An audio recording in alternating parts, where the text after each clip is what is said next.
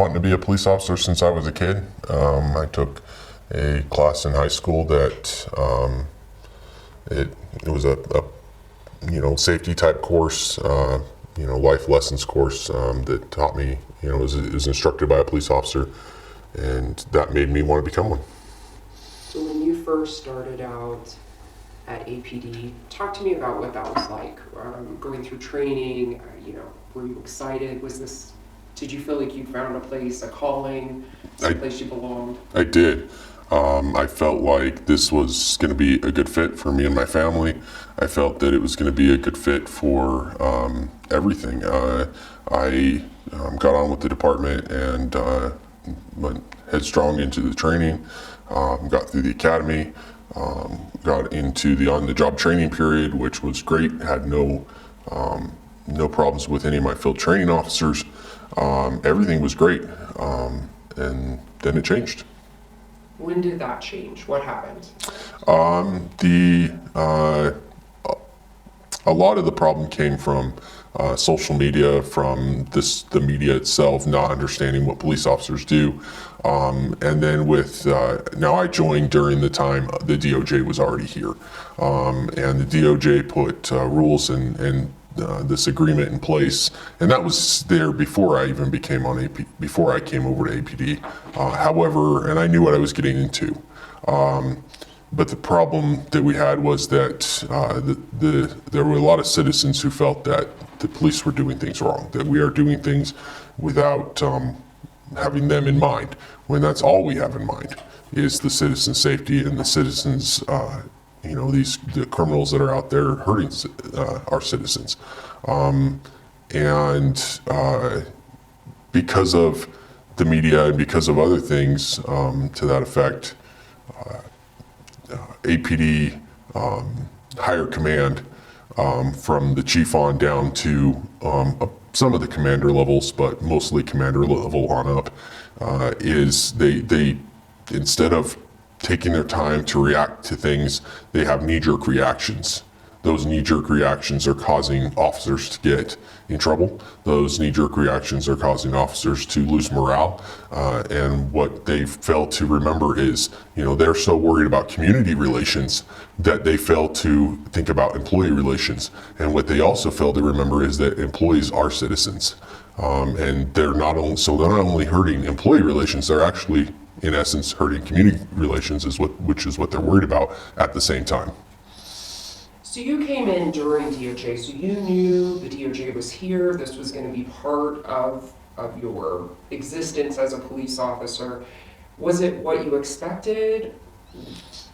No. At first, yes. When I first joined, yes. The agreement was there.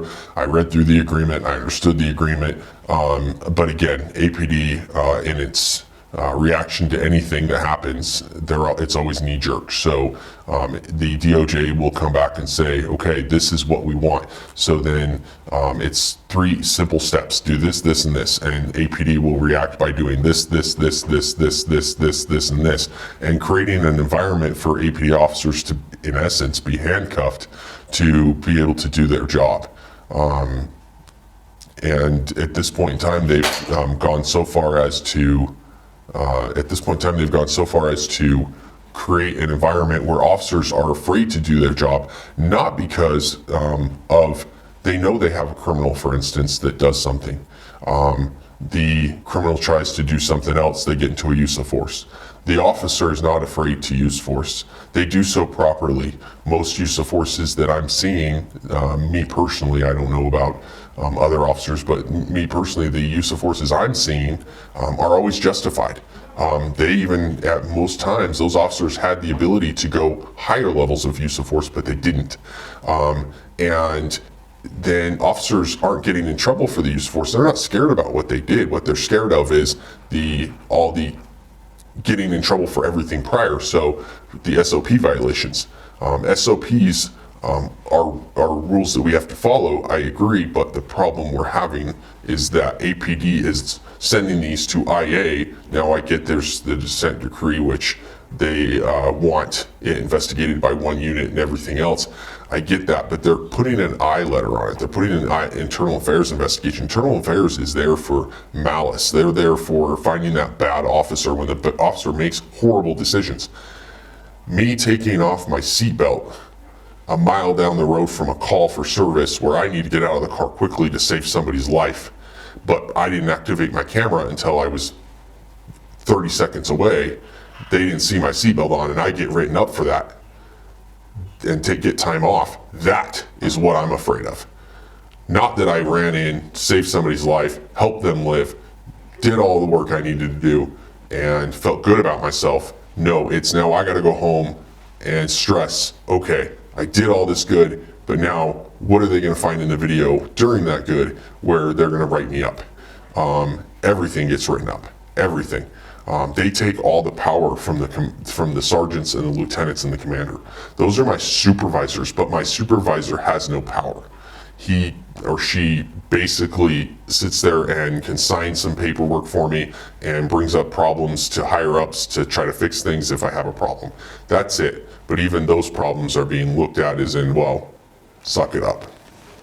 What does it feel like to know that you're out there saving lives and doing the right things, but you have that looming in your mind all the time? What am I going to get in trouble for? What is that? How does that weigh on you? It weighs a lot on me. It's to the point that I go home and I know other officers have expressed the same thing to me, is we have sleepless nights because of it, not because of the things we've seen, which was that, used to be in the day, police would go home and have a hard time with the scene they saw. It was, bloody, or it was, a dead child or something. Not anymore. Now it's, okay, I'm going to get in trouble. What am I going to get written up for? And it's to the point they can't sleep. A lot of officers are having anxiety.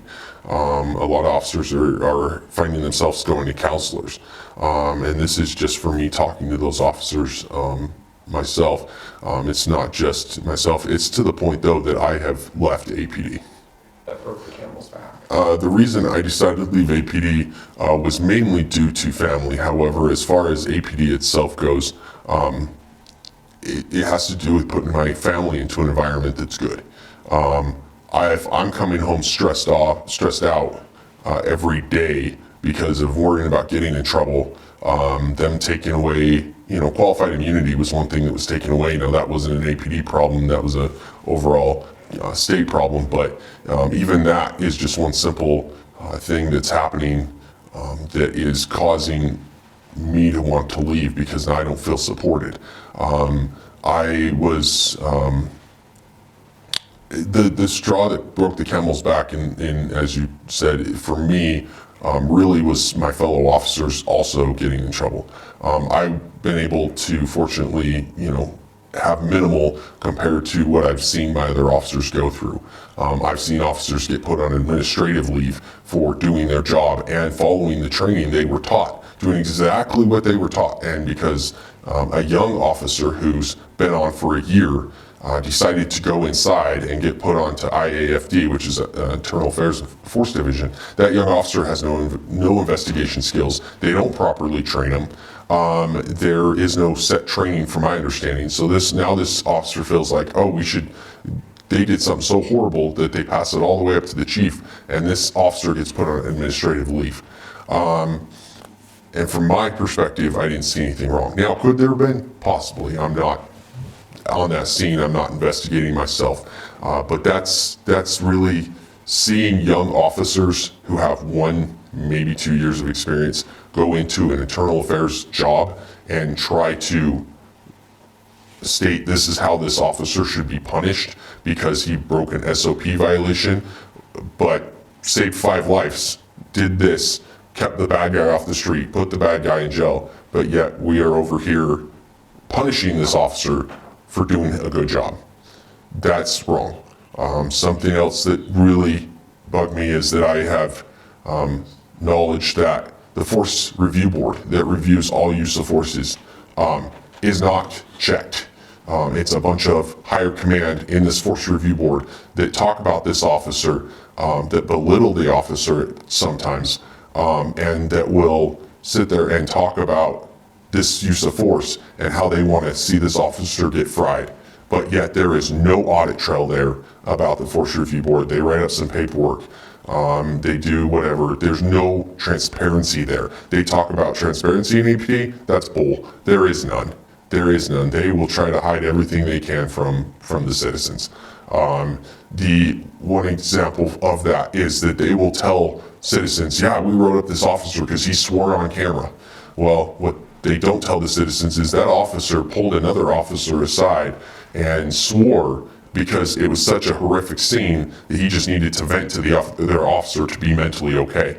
So he pulled him aside, away from all the citizens, said a swear word, and then because it was caught on camera, it gets written up. But every time those higher commands sit down with us and talk to us and have conversations with us, trying to find out what's going on, they're the ones who are cursing and will say curse words more than any officer I know, yet they're not written up. The double standards in APD is horrible. And that's really, I know that's a long answer to your question of what's the straw that broke the camel's back. It's all of it coming together. All of it coming together really is hurting us. And it's hard for us to do anything when we don't have that support and we have to watch our backs, both from the enemy in front of us, who is trying to kill us, the actual criminals who are trying to kill us, and to the higher command that's behind us trying to fry us via paperwork. What would you tell citizens who see crime skyrocketing? What do you have to say to them about what it's like to be a police officer in this community? What do you see? I have a couple of responses so your question is what do citizens, what would I tell citizens that see the crime going up and all of that? I would say a couple things. For the citizens that see the crime going up but think that it's the police's fault, I would encourage them to come on a ride along if they can. I would encourage them to start actually talking to officers and saying, please explain what this is and why this is done this way, and we'll explain it to you. And then I encourage you to go to your courts. I encourage you to talk to the district attorney's office. I encourage them to speak to everybody from not only the police officer level, but the court level, to the city level, and ask why are the criminals being let out of jail? I personally have arrested a subject for breaking and entering. By the end of my shift, I work a 10-hour shift. By the end of my shift, that subject was out and breaking into the same victim's house because that criminal was let out of jail. And yet, it's the victim's fault. That needs to stop. It needs to stop. We need to keep these criminals held accountable, and we can do that by holding the courts accountable. And right now, according to the city, crime doesn't matter. Officers are the reason the crime's happening. That is not true. I encourage those citizens to come forward and see and talk to us, have that conversation, talk to the officer and find out what we do and do those ride-alongs if they are able to. I know there's certain standards they have to meet, but do those ride-alongs if they can and see what we do and why we do it and understand that at the end of the day, it's all about helping citizens. It's not about hurting citizens. Yes, there's a few bad apples in every job, but we're really good, even as officers, to get rid of those bad apples so that it doesn't hurt the community, because we are part of the community. We don't want the community hurt. I don't want the community hurt. But APD and the city of Albuquerque has gone in a direction where they are not allowing me to do my job in order to effectively get criminals into jail. And because of that, now I can't keep the citizens safe like I used to, because I can't even keep myself safe. So you've only been on a few years as an officer here at APD, so you're part of what we would call is like that new, core officer trained under DOJ. Have you seen changes in the last couple of years, and when and what do those changes look like? I've seen so many changes I can't keep track. There is a new special order out at least once a week. There is a new SOP change once a week, maybe twice a week. Everything changes so often, and they say it's for the better and to meet DOJ requirements. Well, then why didn't we just change it that way in the first place?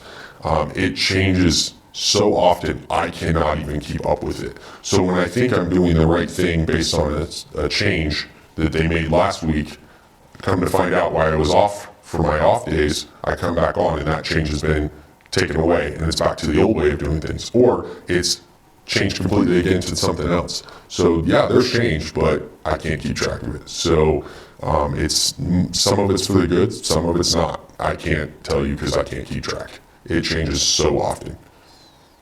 So you're moving on to another city. Why that city? What prompted that? What made you feel like being a police officer there was going to be better than being a police officer in Albuquerque? One, the DOJ is not there at the place I'm going. And so they are run by the city and by the citizens.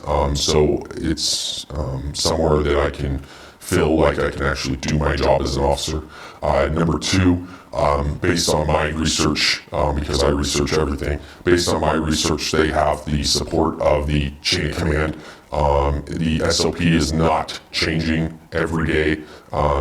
They do their yearly checks of the SOPs and make sure everything is still within the law and to that nature, but they don't change it to where the officer is not trained, something else to go back.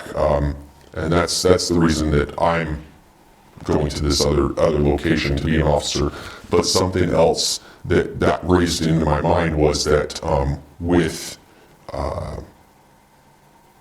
sorry, I lost my train of thought. With that other department, I talk about training. Here with APD, they come up with a new training to fit something.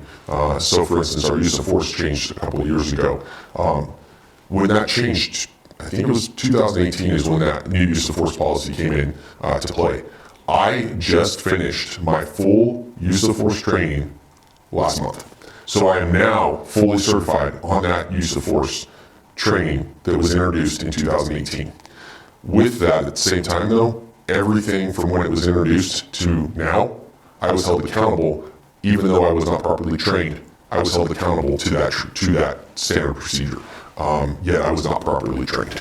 So for those 2 years, yes, you're held accountable for that training, even though you had not received it. correct.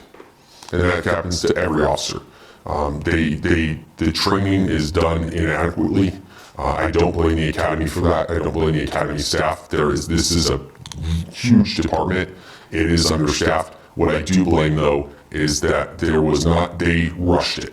There was not a sit down, let's figure this out, let's make it happen so that it's done correctly and effectively and efficiently. It was done a knee-jerk reaction, as I stated before, to quickly get officers trained the first training, and then after that, every training after that was slow. It was done in 4 tiers. I did the first tier in 2018 when they first introduced it. I did a second tier in 2019, third tier in 2020, fourth tier in 2021. That is inadequate. Because now why am I being held accountable for something I have not been trained in? That goes back to the SOP changes too. Because it changes so much, I can't keep track of it. I do something that I believe is right, and it ends up being wrong, and they punish me to the fullest degree that they can.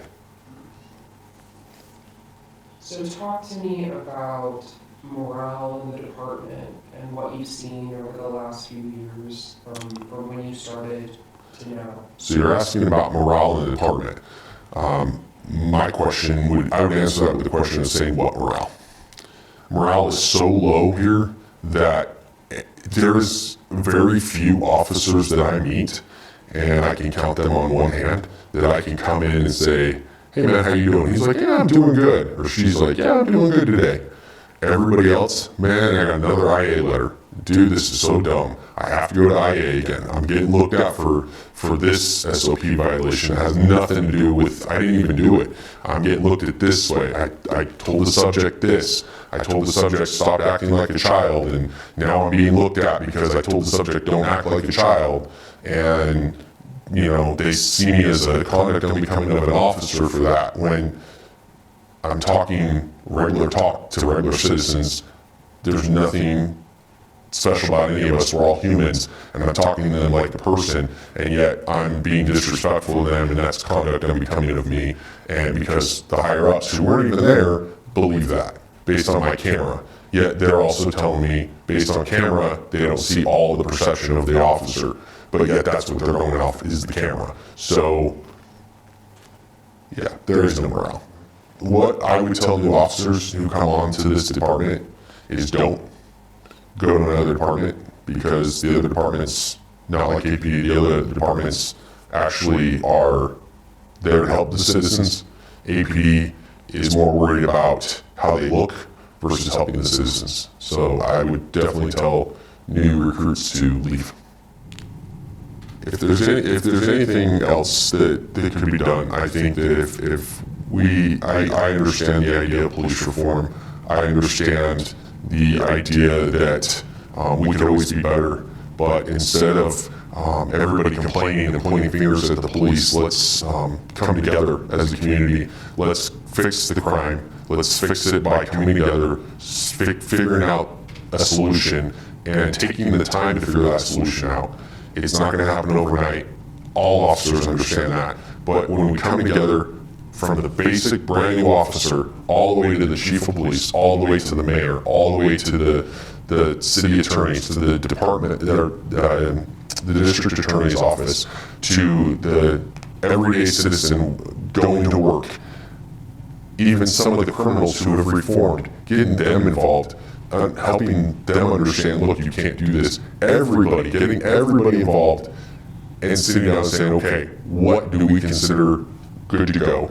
And with that, once they do that, then we can come up with a plan that is good. We can come up with SOPs that are good. We can come up with state and city law ordinances that are good, and we can actually start to solve the crime problem.